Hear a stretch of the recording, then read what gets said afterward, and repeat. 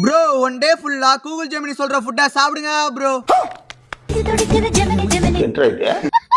அப்புறம் நானும் கூகுள் ஜெமினிட்ட கேட்டேன், காலையில சாப்பிட ஒரு நல்ல உணவு சொல்ல வேண்டும்னு. அது சொன்ன பதில நீங்களே கேளுங்க. இட்லி மற்றும் தோசை இரண்டுமே ஆரோக்கியமான காலை உணவுகள். காலையில இட்லி அல்லது தோசை சாப்பிட சொல்லிச்சு, வாங்க சாப்பிடலாம் அப்படின்னு காலையில சாப்பிட வந்தாங்க ஹரிபவன் ஹோட்டல். அண்ணன் போயிட்டு ஒரு தோசை சொல்லிட்டு அப்படியே உட்காந்துட்டு அண்ணன் தோசை எடுத்து வந்து வச்சிட்டாங்க. அது மேலே சாம்பார் சட்னி எல்லாத்தையும் ஊற்றினாங்க. அதை எடுத்து நானும் சாப்பிட ஆரம்பிச்சிட்டேன். வீடியோ பார்க்குற யாருமே சப்ஸ்கிரைபே பண்ண மாட்டேங்கிறீங்க, மனசு ரொம்ப கஷ்டமா இருக்கு. அதனால கொஞ்சம் சப்ஸ்கிரைப் மட்டும் பண்ணிட்டு வரேன்பா.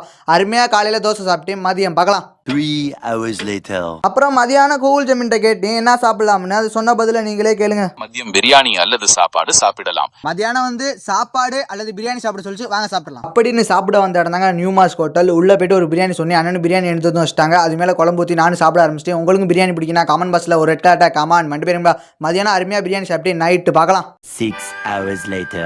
அப்புறம் நைட்டு சாப்பிட கூகுள் ஜெமினிட்ட கேட்டு என்ன சாப்பிடலாம்னு. அது சொன்ன பதில நீங்களே கேளுங்க. இரவு உணவு எளிதாக செரிக்கக்கூடியதாக இருப்பது மிகவும் முக்கியம்.